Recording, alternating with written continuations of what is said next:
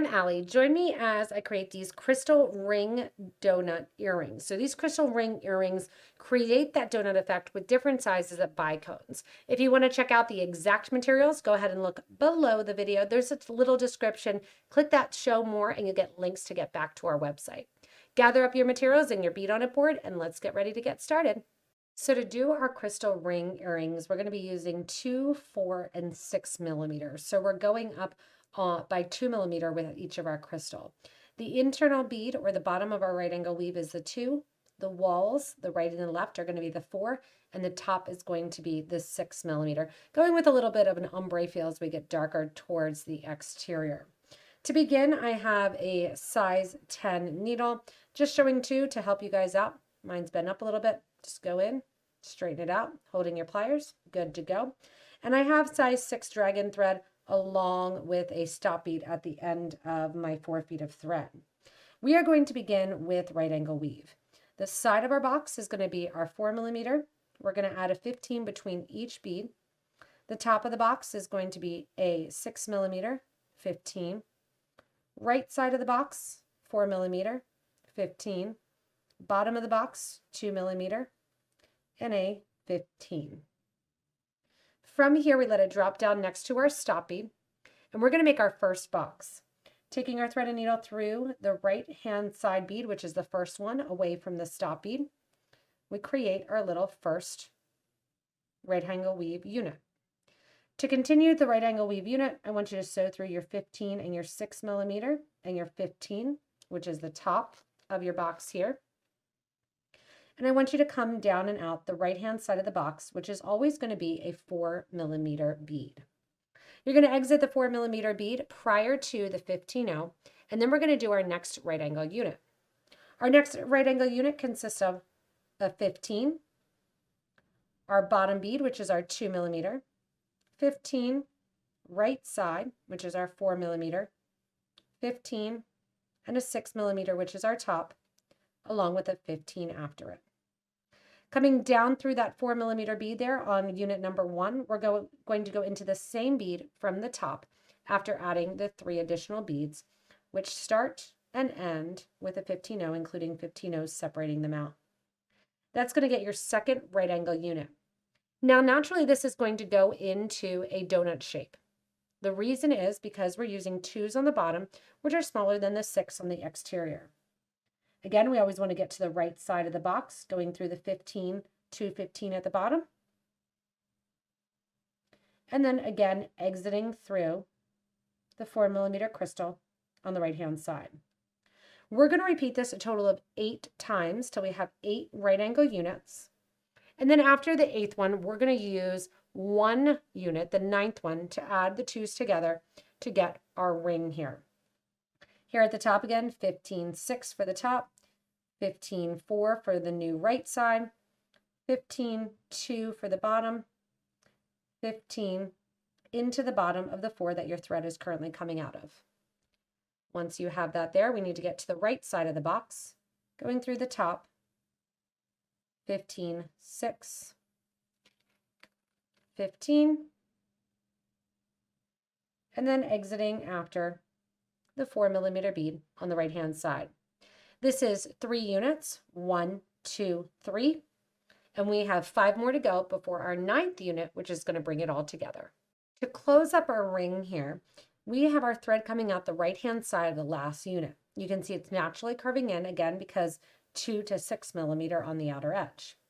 We're going to add our 15 and our 6 to be the top of our unit, our 15.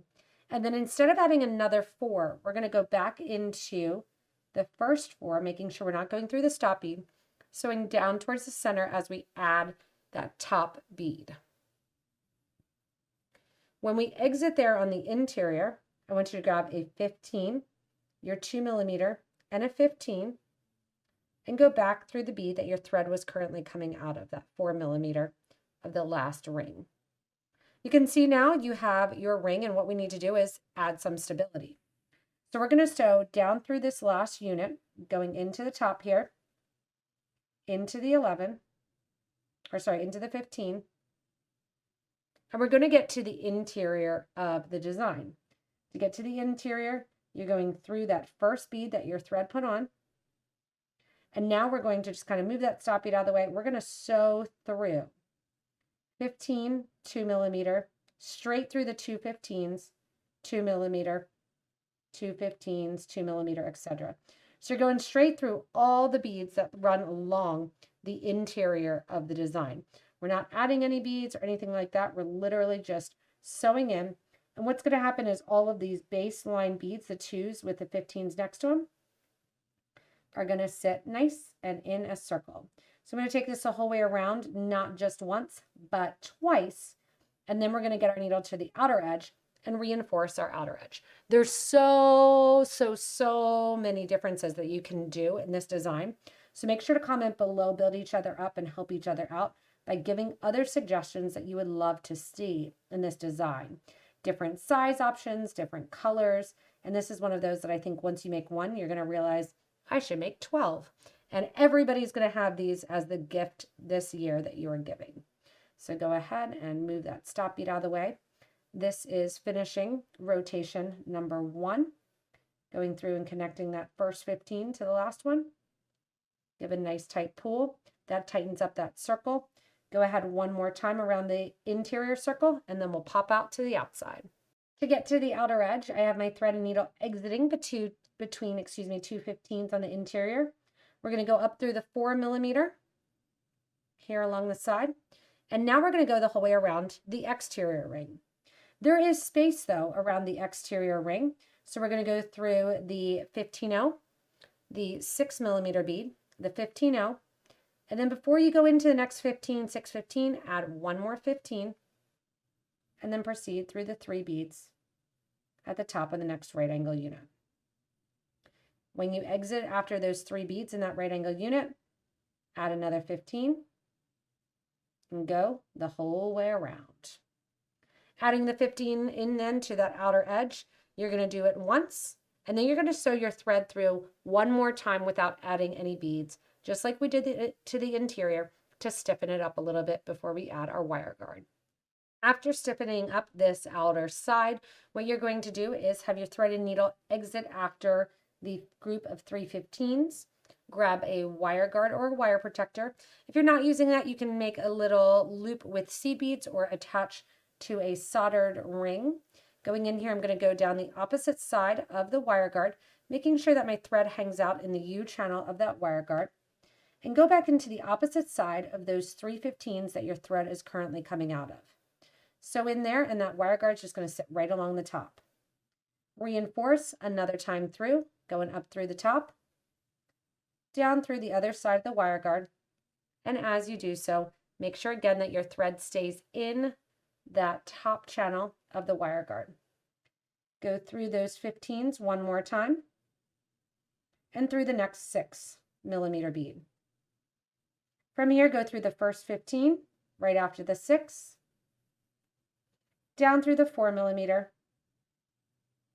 and in towards the interior.